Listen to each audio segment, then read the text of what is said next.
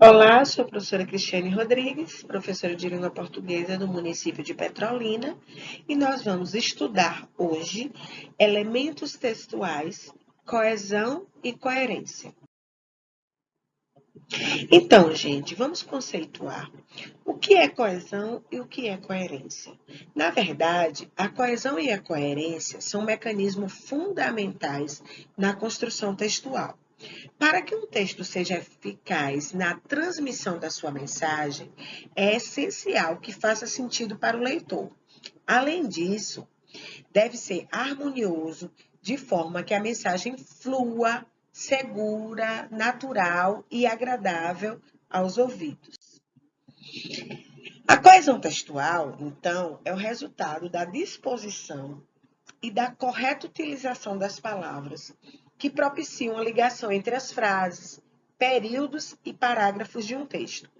Ela colabora com a organização que ocorre por meio de palavras chamadas de conectivos.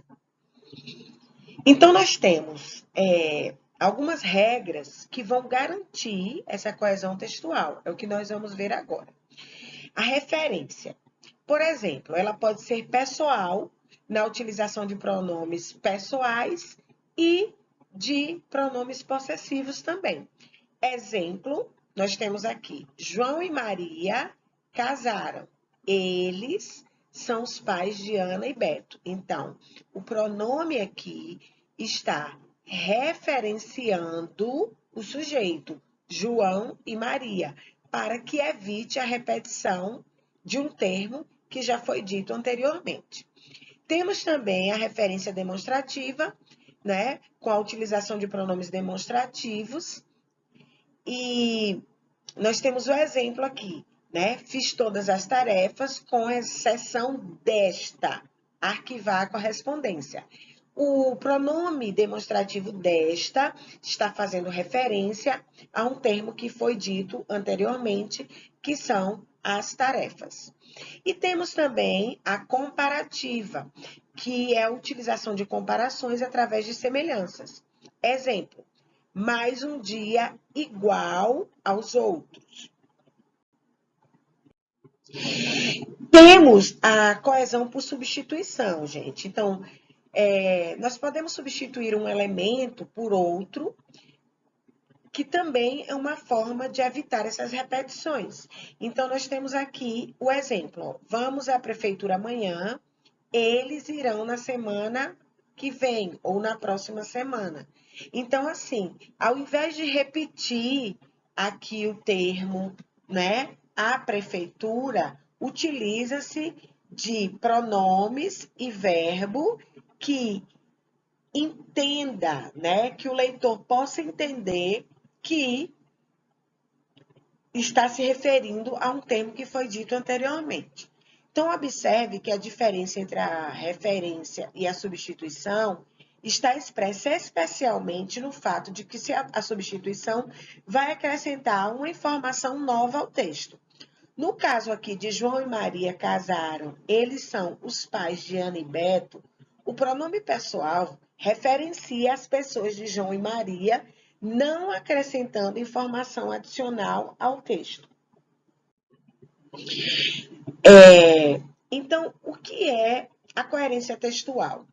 A coerência é o sentido. Então, a coerência é uma relação lógica de ideias de um texto que decorre de uma argumentação, que vai ser, então, o resultado, especialmente, dos conhecimentos do transmissor da mensagem.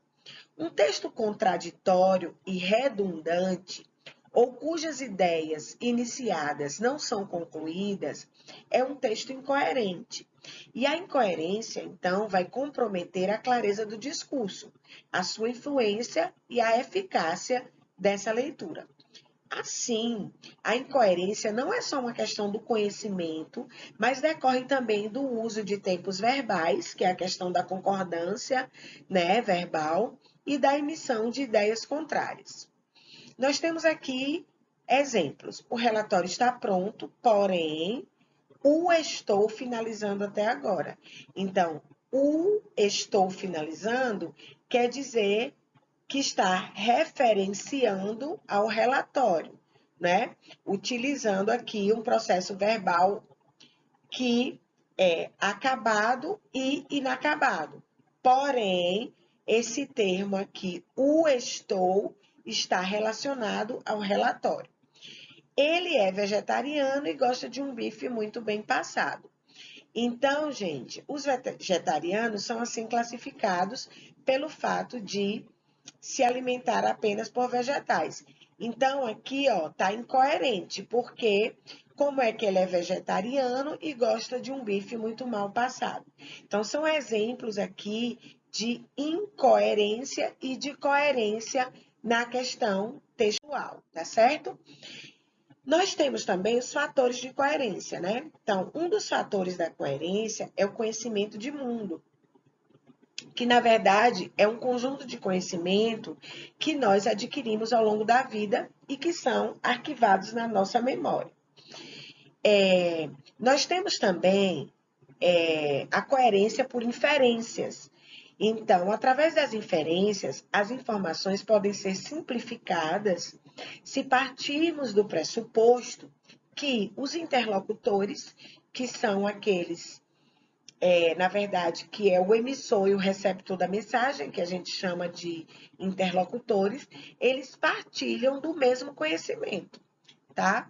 Então, é claro, se eu tenho um conhecimento dentro do contexto, né, contextualizado com aquilo que eu, como leitor, tenho esse conhecimento contextualizado com o que o emissor da mensagem está falando, então, na verdade, vai ter sentido e aí surge, então, também a coerência por inferência. Temos também a coerência por fatores de contextualização. Então, há fatores que inserem o interlocutor na mensagem, providenciando a sua clareza, como os títulos de uma notícia ou a data de uma mensagem, por exemplo. E temos a coerência por informatividade, que é a questão da informação. Então, quanto maior a informação, né, mais rico e interessante o texto vai ser. Assim, dizer o que é óbvio ou inserir numa informação essa certeza, né, valoriza o texto, tá certo? Temos também alguns princípios básicos que nós temos que levar em consideração para que o texto seja coerente. Então, após nós termos visto os fatores de coerência, é essencial ter em atenção os seguintes princípios para se obter um texto coerente. O princípio da não contradição, então, não utilizar ideias contraditórias no texto. O princípio da não tautologia, né, que são as ideias redundantes, a repetição de ideias, e o princípio da relevância, que são ideias que se relacionam, ou seja, quando a gente diz a mesma coisa, só que de uma forma diferente, tá bom?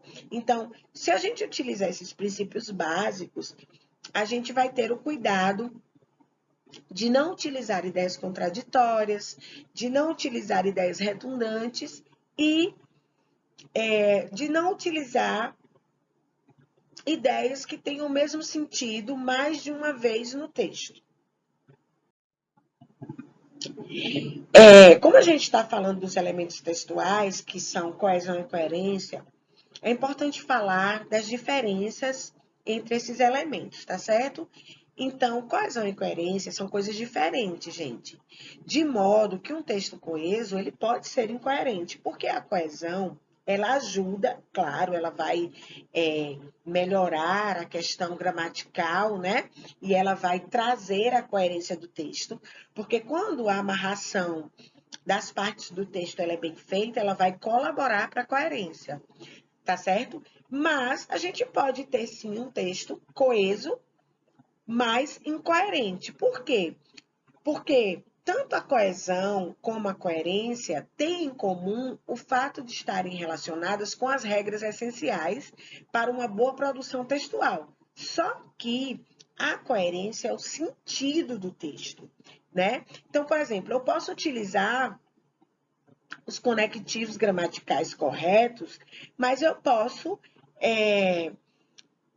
causar uma redundância no texto, né? Eu posso colocar a mesma ideia, o mesmo pensamento, mas de forma diferente, tá certo? Eu posso trazer expressões que tragam também ambiguidade ao texto, então aí vai ficar um texto também incoerente com o sentido comprometido, tá certo? A coesão textual tem como foco, então, a articulação interna do texto, ou seja, as questões gramaticais, né? Já a coerência textual, ela trata da articulação externa do texto e mais profunda da mensagem, tá bom? Então, gente, eu espero que vocês tenham gostado da aula. Na verdade, os elementos textuais, como coesão e coerência, eles são importantes para qualquer gênero textual, para qualquer tipo de texto, tá certo? E até a próxima aula. A gente vai ficando por aqui e até a próxima aula de língua portuguesa.